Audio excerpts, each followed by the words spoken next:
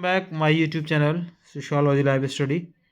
और आज की क्लास में बीए फर्स्ट सेमेस्टर सोशियोलॉजी के जो विद्यार्थी हैं उनके लिए असाइनमेंट कैसे तैयार करेंगे। लगभग मैंने 50% इसमें उस असाइनमेंट को तैयार कर दिया है। बाकी थोड़ा बहुत आप और ऐड करके अपनी असाइनमेंट को तैयार कर सकते हैं। तो जो टॉपिक है वो आज का टॉपिक है इंस्टीट्यूशन या संस्था। और जैसा मैं पहले आपको बता चुका हूँ कि पहला पेज जो होगा आपका वो थोड़ा सा आपको अट्रैक्टिव बनाना है, और उसका बनाने का क्या तरीका है वो मैंने पहली क्लास में आपको बताया है। वहाँ से इससे पहले वाली वीडियो आप देख सकते हैं। इसके अलावा ध्यान आपको रखना है कि प्लास्टिक का यूज़ नहीं करेंगे, A4 साइज़ का इस्तेमाल करेंगे पेपर का। लाइनदार भी पेपर हो सकता है, बिना लाइन का भी हो सकता है। लाइन पेपर के दोनों तरफ लिखेंगे आप, बोथ साइड आप उसमें लिखेंगे। और पहला पेज जो फ्रंट पेज होगा उसका, दूसरा जो पेज होगा उसमें आपको इंडेक्स तैयार करना है। इंडेक्स में वो सारे हेडिंग्स आपको लिखने हैं जो आप अंदर जिसके बारे में डिटेल्स में लिखेंगे। तो संस्था टॉपिक के अंतर्गत जो इंडेक्स है उसमें कुल 12 यहाँ पर जो हेडिंग्स हैं या इसको सब टॉपिक्स कह सकते हैं।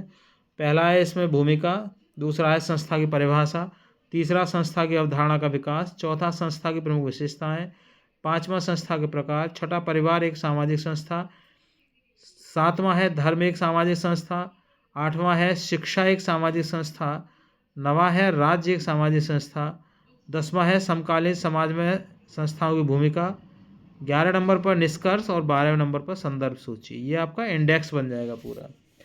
भूमिका के अंतर्गत आप इसमें संस्था क्या है इसके बारे में बताएंगे।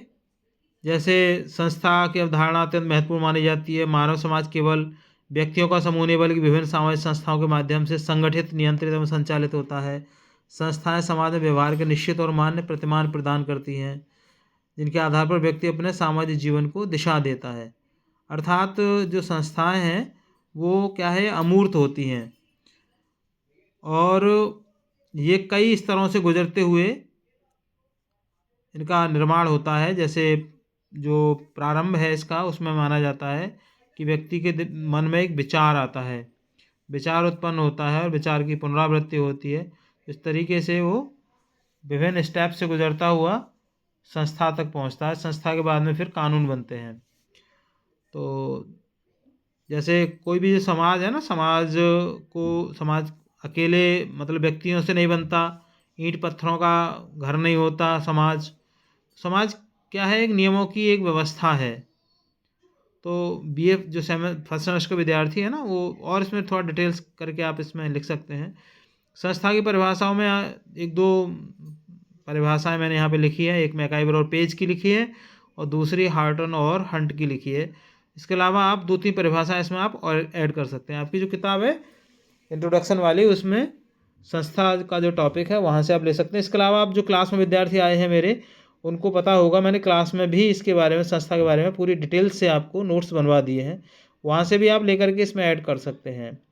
तीसरा है संस्था की अवधारणा का विकास, कैसे हुआ, कहाँ से हुआ, है ना। कृषि क्रांति, औद्योगिक क्रांति, नगरीकरण, आधुनिकीकरण, सामाजिक संस्थाओं के स्वरूप में चेंज किए हैं, है ना। और जो इसका जो कंसेप्ट है वो कंसेप्ट माना जाता है कि जो पहले संस्थाएं सरल और अनौपचारिक थी, जैसे जैसे समाज जटिल होता गया संस्थाएं भी औपचारिक, संगठित और नियमबद्ध होती गई।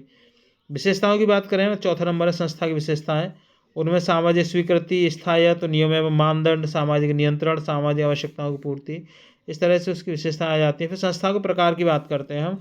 प्रकार में इसके 4 प्रकार माने गए हैं। वैसे तो और भी होते हैं, मतलब 4 के अतिरिक्त भी कुछ 1-2 प्रकार आप और भी जोड़ सकते हैं।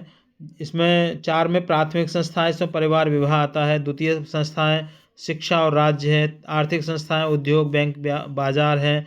धार्मिक संस्थाएं धर्म, मंदिर, मस्जिद, चर्च, गिरजाघर, गुरुद्वारे, ये सब कुछ आ जाते हैं। इसके अलावा सांस्कृतिक संस्थाएं भी होती हैं, राजनीतिक संस्थाएं होती हैं, जैसे पार्लियामेंट है ना। तो आप उनको भी इसमें ऐड कर सकते हैं।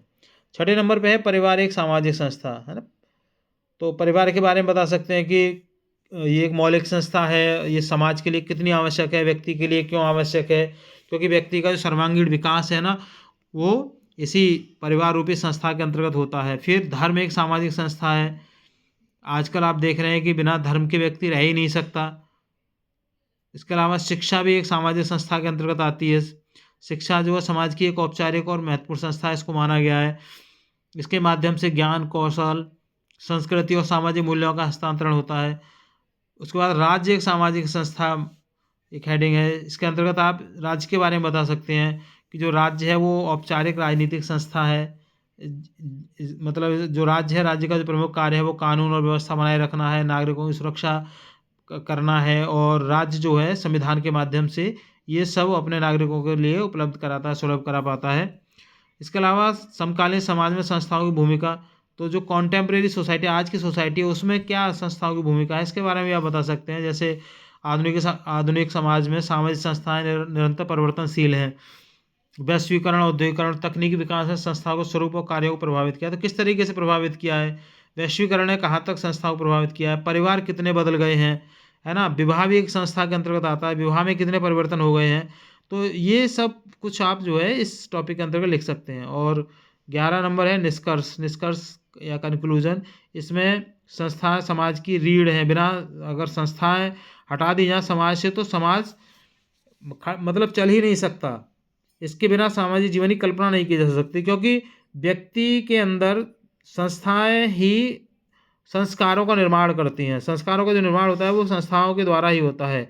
और अगर संस्कार विहीन कोई भी व्यक्ति है तो उसको व्यक्ति नहीं बल्कि उसको पशु समान माना गया है। तो इसलिए संस्थाएं समाज का बहुत ही महत्वपूर्ण अंग मानी जाती हैं। व्यक्ति और समाज की भी संतुलन स्थापित करती हैं, समाज को संगठित बनाए रखती हैं। इसके अलावा और भी जो डिटेल्स है ना, इसके बारे में आप लिख सकते हैं। तो आराम से आपके 8-10 पेज इसमें हो जाएंगे। और संदर्भ सूची के अंतर्गत ये 4 मैंने यहाँ पर नाम लिख दिए हैं, इनको यहाँ पे ऐड कर लीजिए। मैकाइवर और पेज की पुस्तक है सोसाइटी, हटन एंड हंट की है सोशियोलॉजी, हेराल्डमोस की है sociology themes and perspectives, and NK. Dungeon की है सोशियोलॉजिकल थ्योरी। तो प्रिय विद्यार्थियों, कहीं अगर कोई आपकी क्वेरी है तो मुझे कमेंट बॉक्स में लिख के जरूर बताइएगा। और चैनल पर नए हैं तो मेरा विशेष निवेदन है आपसे सब्सक्राइब कर लीजिए उसको। वीडियो पसंद आए लाइक शेयर कीजिएगा।